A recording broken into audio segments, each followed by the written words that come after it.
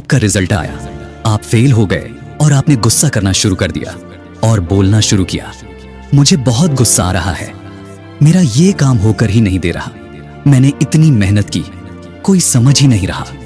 ये सोचते सोचते आपने तोड़ फोड़ कर दी, अपने घर वालों को 4 बातें सुना दी, खुद को भी चोट पहुंचा दी और आखिर में खुद को कमरे में बंद कर लिया।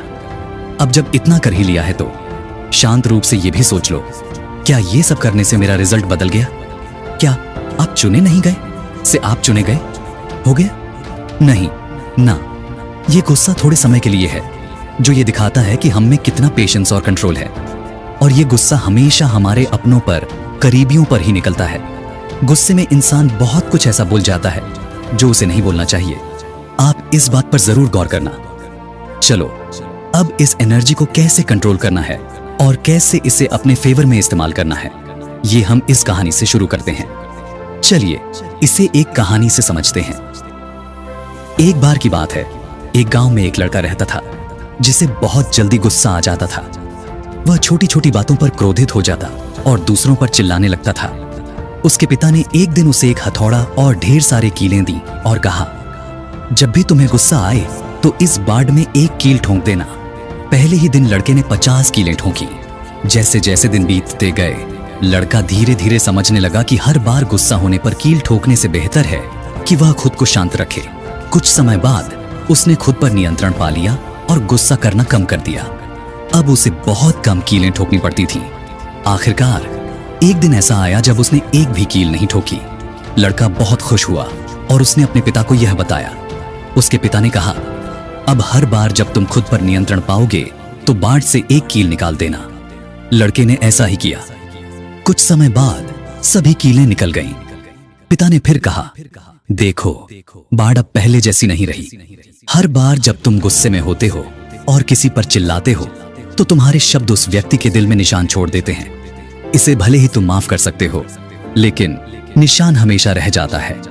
यह कहानी हमें यह सिखाती है कि क्रोध जब भी बाहर आता है तो वह हमारे रिलेशन में गहरे निशान छोड़ सकता है। क्रोध एक आग की तरह है जो खुद को और दूसरों को जलाने की ताकत रखता है, लेकिन अगर हम इसे कंट्रोल करना सीख लें तो यह हमारी सबसे बड़ी ताकत बन सकता है। क्रोध, ईर्ष्या, भय और द्वेष जैसी इमोशंस केवल हमारी मेंटल पीस को ही नहीं छीनती, बल्कि यह हमारी फिजिकल फिटनेस पर भी बुरा असर डालती है। जब हम क्रोध में होते हैं, हमारी माइंड और पेशेंस धुंधला हो जाता है। हम उन रिलेशन और पल को खोने लगते हैं जिनसे हमें सच्ची खुशी मिलती है।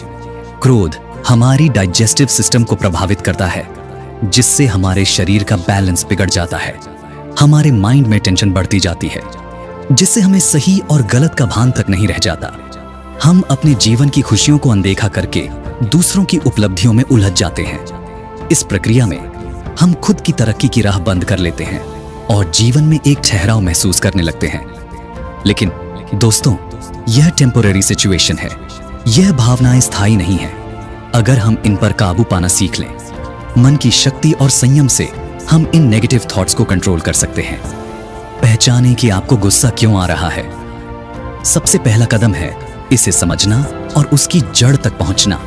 क्या यह सिचुएशन वास्तव में इतनी बड़ी है कि आपको गुस्सा आना चाहिए?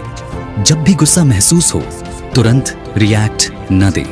गहरी सांस लें, अपने मन को शांत करें और थोड़ा समय लें। अक्सर गुस्से में हम ऐसे शब्द कह देते हैं या ऐसे काम कर देते हैं जिन पर हमें बाद में पछतावा होता है। खुद को ठंडा करने के बाद ही सिचुएशन का सामना करें। जैसे उस लड़के ने कील ठोकना छोड़ा और अपनी एनर्जी को कंट्रोल में लाया, वैसे ही आप अपने गुस्से की एनर्जी का यूज अपने गोल को पाने के लिए, ड्रीम को पाने के लिए कर सकते हैं। अपने गुस्से को अपनी प्रेरणा बनाएं।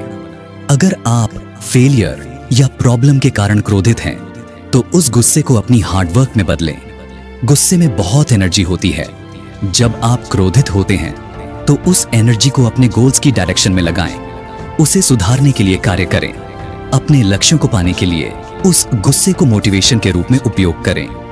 गुस्से को क्रिएटिविटी में बदलना एक बेहतरीन आइडिया है।